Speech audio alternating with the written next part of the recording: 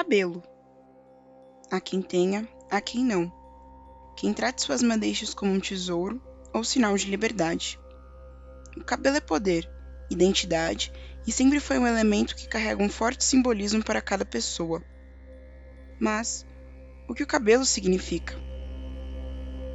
O cabelo, ele é uma extensão do corpo, e também o corpo, né? Ele faz parte do corpo. Então eu enxergo que o cabelo, ele além de ser uma identidade, algo da subjetividade, né? Da individualidade de cada pessoa, ele também é uma identificação de raça, uma identificação de classe, né? Desde quando que o cabelo é importante? Eu acho que o cabelo sempre foi importante, porque ele é um elemento cultural, né? Ele é um elemento de pertença. E nas religiões, as culturas lidam com o cabelo e a cabeça de formas diferentes. Podem significar muitas coisas: renascimento, desapego, proteção, lealdade, devoção. Ao mesmo tempo que carregam significados comuns, também trazem características únicas dentro das tradições. E por isso, o choque entre culturas pode acontecer. É que a gente não pode simplesmente olhar com olhos preconceituosos. A gente tem que tentar entender o significado daquilo para aquela pessoa, para a cultura que ela segue, principalmente para a religião que ela segue. Então, ele é um símbolo espiritual, ele é o espaço, né, místico, ele capta também, né, as coisas boas, o pensamento, as intuições e essa energia divina, e ao mesmo tempo também ele vai aí espalhando, né, essa energia. Então, o cabelo não é simplesmente o cabelo. Mas afinal, o que o cabelo e a cabeça representam para as religiões?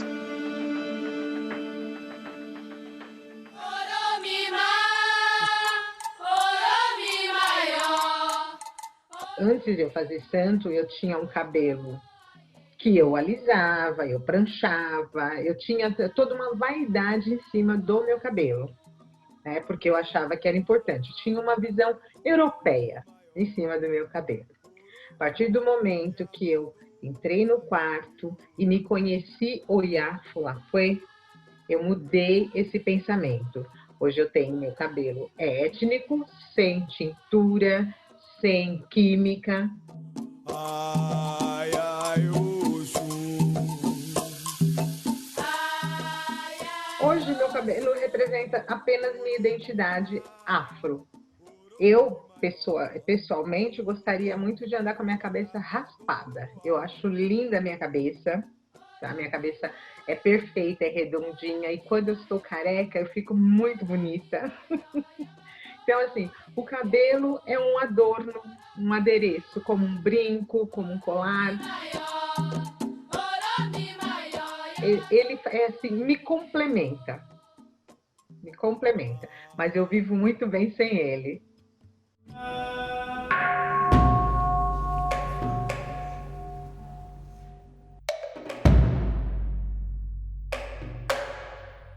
Você sente o ventinho gostoso, chove, você sente a água batendo fresquinha, porque a gente tem essa no cabelo, não percebe. Mas eu fiquei um bom tempo para me acostumar a ficar sem cabelo, né? Mas eu me divertia muito. Tinha uma árvore com uma folhinha com água, eu passava, raspava a cabeça na folhinha com água. É que nem criança explorando o pé quando é bebê, eu fiquei explorando a minha cabeça, bebê Buda, bebê monja. Allahu Akbar.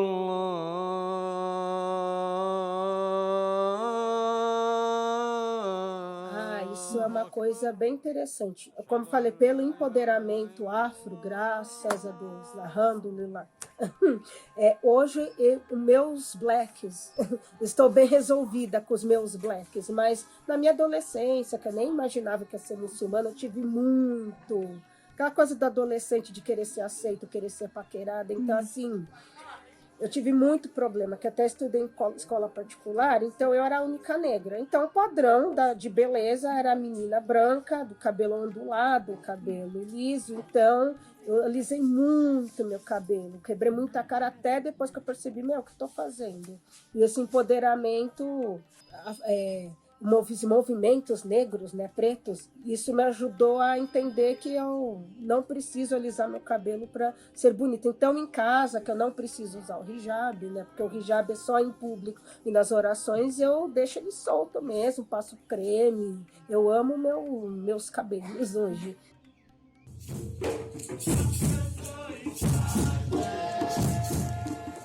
Ele tem uma ligação muito especial comigo, porque é parte do que eu sou, parte da minha personalidade também, e parte do meu cuidado, eu me reconhecendo como uma mulher preta, em primeiro lugar, né? Quis deixar os meus cabelos naturais, né? E pela minha vivência Rastafari, eu também quis que eu obtivesse essa ligação direto com Deus, né, direto comigo mesma, e eu acredito que o poder do meu cabelo, ele influencia nisso, influencia até mesmo no meu autocuidado, não só com o meu externo, mas com o meu interno também, e influencia muito na minha característica, na minha personalidade, por eu ser uma pessoa mais calma, mais tranquila, sempre buscar resolver os meus problemas de forma sábia, assim como são os princípios da mulher mesmo, Rastafari.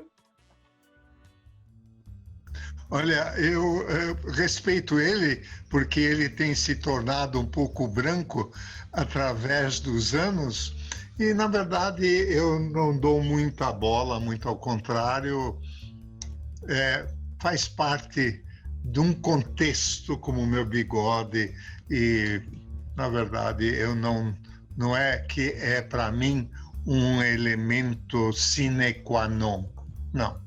Eu acho que existem coisas mais importantes no meu ser do que a parte física.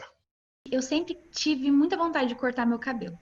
Eu sempre admirei mulheres de cabelo curto, porque para mim, eu via uma mulher forte, sabe? Quando eu via uma mulher de cabelo curto, eu falava, nossa, essa mulher ela deve ser determinada, ela deve ser forte e tal. Então era uma coisa que para mim significava muito, mas eu não tinha, porque eu não podia ter. É engraçado, né? Porque o cabelo para mim não significa nada. Para mim, Joyce não significa nada, é um acessório que eu tiro, boto, mudo, pinto e opto não usar às vezes. Agora, quando eu falo das minhas crias, quando eu falo da Agatha e o Joaquim, o cabelo significa tudo. O cabelo é a ancestralidade deles, o cabelo é a potência e o empoderamento que eu tento passar para eles, né, enquanto crianças pretas e conscientes. E aí eu fico nessa dualidade sempre. E é uma cerimônia ao raspar a cabeça. E quem raspou a cabeça foi a minha comunidade, leigos, foram umas 5, 6, 7 pessoas raspando a minha cabeça com a gilete, água, e deixou aqui em cima um pouco de cabelo, aqui no alto, que quem tira é a monja Coen na cerimônia. O verdadeiro monge, você precisa passar pelos treinamentos, pelas cerimônias, aí você faz os seus votos final, né? Querendo seguir só até o fim de sua vida. A gente colocar o incenso, o cone de incenso pequeno em cima da cabeça, aí vai começar a queimar. O que acontece? Quando eu tocar o couro cabeludo, tá doido, né? Então, esse que é para mostrar realmente determinação, você quer ou não. E a gente reza a seguinte prece. Aos mais antigos do Dharma, removo meus cabelos e me comprometo com todos os seres de eternamente me libertar dos apegos e das paixões mundanas. Na linha ortodoxa, os homens deixam a barba crescer porque existe uma passagem na Torá que diz você não deve cortar. O povo hebreu, o povo judeu, no passado, era um povo agrícola. Pela tradição naquele tempo do passado, os cantos do terreno não podiam ser colhidos. E por quê? Porque eram separados para os órfãos e para as viúvas, e também para o estrangeiro que estava na tua terra. Então, peiot é os cantos, e eles deixam isso crescer para lembrar das leis. Os liberais não usam as peiotas. Uma jovem judia solteira, uma mulher judia solteira, independente da idade, ela pode mostrar seus cabelos, né, da maneira que ela quiser. Somente após o casamento que nós começamos com essa mudança do que nós mostramos ao mundo e o que nós mostramos dentro de casa. Mulheres que usam peruca, não há restrição nenhuma. A mulher pode usar uma peruca muito longa, muito linda. Então, quando passamos para grupos ortodoxos mais restritos, então a cobertura do cabelo já é proibido mostrar qualquer pedaço do cabelo, e as perucas também começam a ficar um pouco mais curtas. Alhamdulillahi Rabbil Alamin, Ar-Rahmanir Rahim, Maliki Yawmiddin. Quanto ao cabelo, o Islã ensina que honrem o vosso cabelo. O cabelo tem formas distintas da sua honra, que seria, por exemplo, para quem tem ou deixa crescer o seu cabelo, ele terá que honrar colocando, se é óleo, se é azeite, se é uma forma de a pessoa não deixar o seu cabelo assim, despenteado, ou o cabelo desnutrido. Então, valorizar o cabelo é uma forma de honrar a nossa imagem. Uma regra, né, que Deus colocou para as mulheres religiosas, que é uma forma de se preservar. Na verdade, é um jeito de nos destacarmos. Assim, obrigatório mas assim, por algumas muçulmanas viverem em países que ainda o hijab não é muito bem visto, elas acabam sendo obrigadas a tirar o hijab. Mas a modéstia não tem sentido o véu sem a modéstia. Então, elas tiram o hijab, mas a modéstia continua. Quando a gente pega a Bíblia para estudar, existe apenas uma passagem que fala de cabelo. Paulo, que era um apóstolo, ele saía pregando em várias cidades, e aí ele chegou numa cidade grega que chamava Corinto. Existia gente de todo tipo lá dentro, lá em Corinto. E as sacerdotisas, que eram vistas como prostitutas, elas tinham o hábito de raspar a cabeça. Já as prostitutas judias, elas tinham um cabelo comprido, mas elas não usavam véu, porque o véu significava pureza. O que Paulo determinou? Gente, vamos todo mundo usar véu. Bota véu na cabeça de todas as mulheres. Para quê? Para ninguém julgar uma prostituta se ela entrasse dentro da igreja. Ele fala também para não envergonhar o marido daquela mulher. As igrejas começaram a interpretar cada um de um jeito. Existem igrejas hoje que é obrigatório o uso do véu dentro da igreja. Existem igrejas que interpretam o véu como cabelo e acham que o véu da mulher é o cabelo da mulher, por isso que dizem que não pode cortar. E, na verdade, isso foi um conselho que Paulo deu para as mulheres daquela cidade específica, para que não houvesse confusão naquela situação. Na tradição católica, não atual, mas antiga, os que entravam no seminário para serem padres, por exemplo, eles faziam o que a gente chamava de tonsura, que é raspavam aqui atrás, o cabelo, e isso era um sinal, era uma espécie de rito de iniciação, um rito que dava a entender que se tratava de um sinal de consagração. Ele indicava a sua morte para o mundo, e um renascimento para uma vida de seminário, visando ser um dia um padre. Nas moças também havia um rito muito similar. As meninas que entravam no convento, se elas caso tivessem cabelos longos, uma cerimônia era cortado o cabelo bem curto, justamente para representar também o fim da vaidade, não ficar buscando essa coisa do curtir o cabelo, o corpo vai sendo, digamos assim, chamado a uma disciplina maior, tendo em vista o voto que elas fariam de consagração total a Deus. As mulheres, elas cobrem a cabeça, né, porque é um princípio rasta, e os homens, se eles forem tocar o tambor, eles têm que tocar o tambor com a cabeça descoberta. Isso é dentro de uma ordem específica no Rastafari, que se chama Ordem Naabing.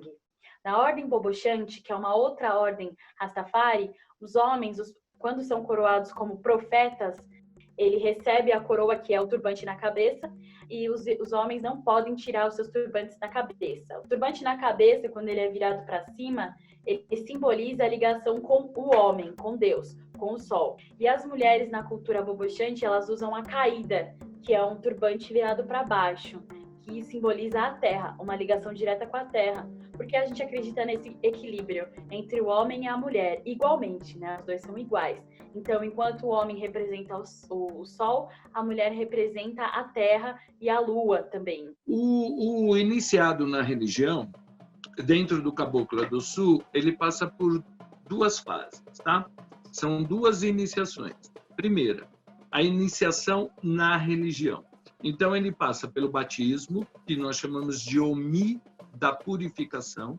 Ele passa dentro de um rito batismal. O segundo passo é quando ele se torna iniciado ao orixá. Alguns santos pedem a raspagem, que seria quando se tira o cabelo. Outros santos não pedem a raspagem. Quando você entra no quarto de santo, você se desfaz deste apego, né? Você se desfaz do seu cabelo.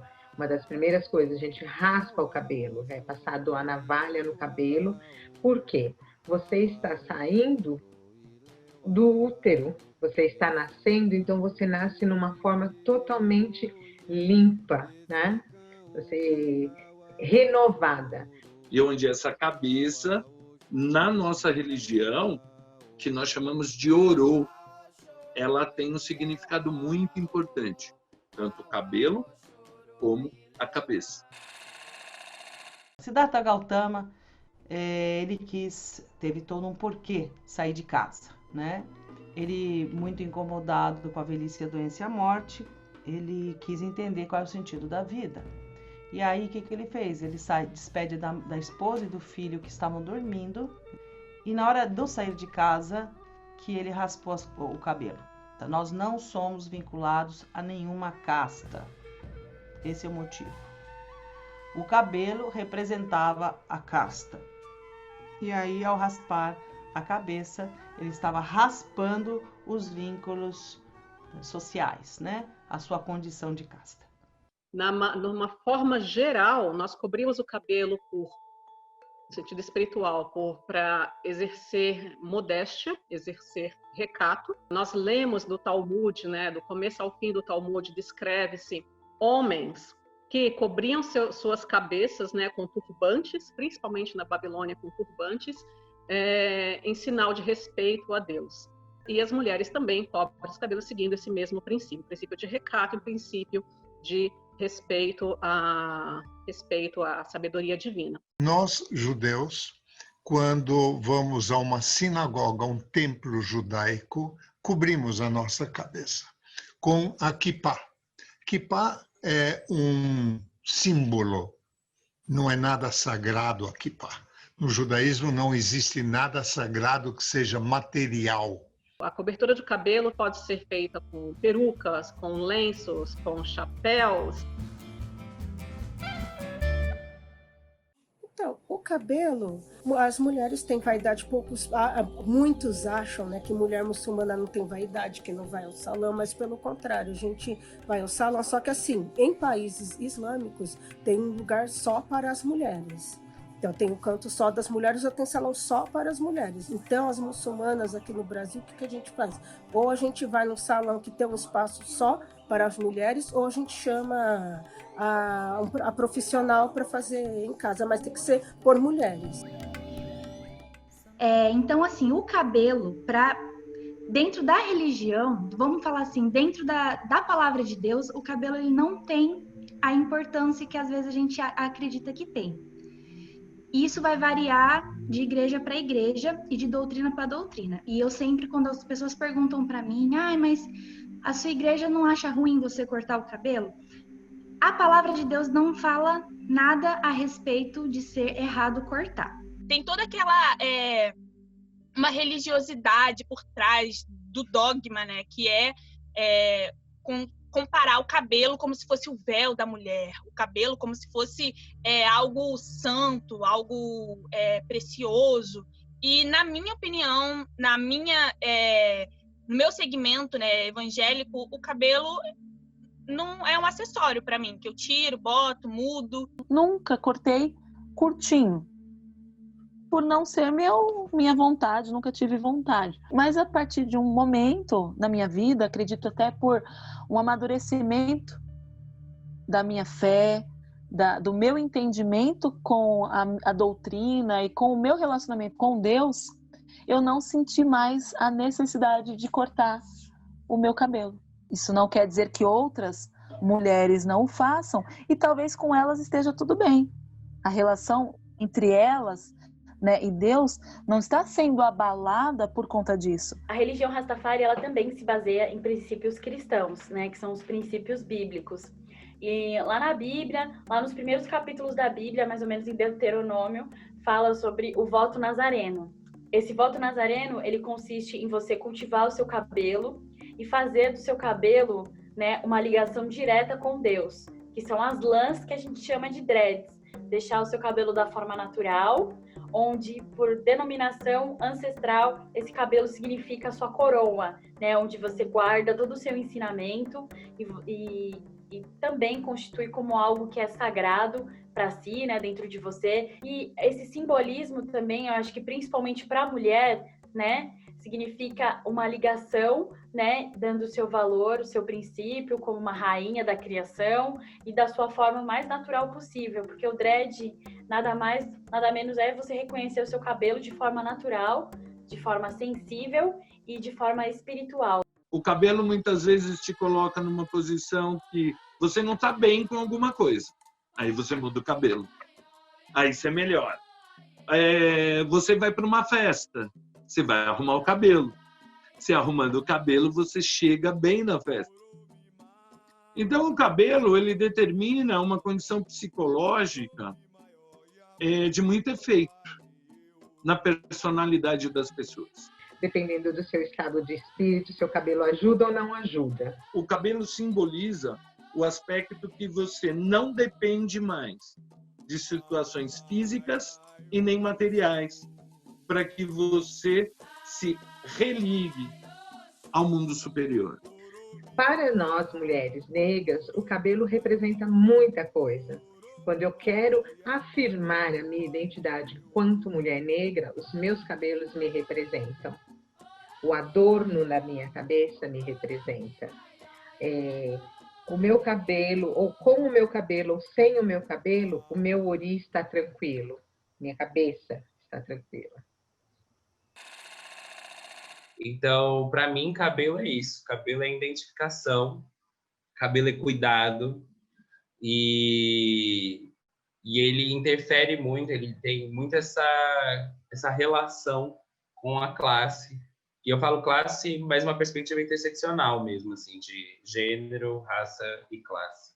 E quando nós olhamos na nossa Constituição Federal da liberdade religiosa, que é o artigo 5º, então, todos nós temos a liberdade de você, né, usar, né, viver, experimentar essa sua experiência, né, se está com o cabelo cortado, se o cabelo é longo, se você usa o véu, se você não usa, se você coloca o turbante, se você coloca aí um outro acessório no seu cabelo, se você pinta o cabelo, qual a importância? É a forma de você se sentir bem. A religião, ela faz parte da nossa vida, independente de nós termos ou não religiões ou crenças. É uma parte integrante e ajuda a formar culturas, o que não quer dizer que a gente deva seguir cegamente o que as religiões dizem, né? Talvez a melhor forma que a gente tenha de conhecer melhor as religiões e as outras culturas, né, seja nos despirmos dos preconceitos e tentar conhecer. O cabelo, para mim, significa responsabilidade. Liberdade. Empoderamento. Ancestralidade. Majestade, né? A coroa da vida mesmo, que me coroa e me denomina como uma mulher rainha. Alívio, né? É assim, uma outra etapa, né? Uma superação. O cabelo, para mim, significa o charme, significa a minha conexão com o universo, com a natureza e a minha identidade. Identidade. Até quando eu opto não usar o cabelo, eu já mostro ali uma identidade. O meu cabelo, para mim, é obediência. Entrega ao ensinamento. Entrega. Sem qualquer mas.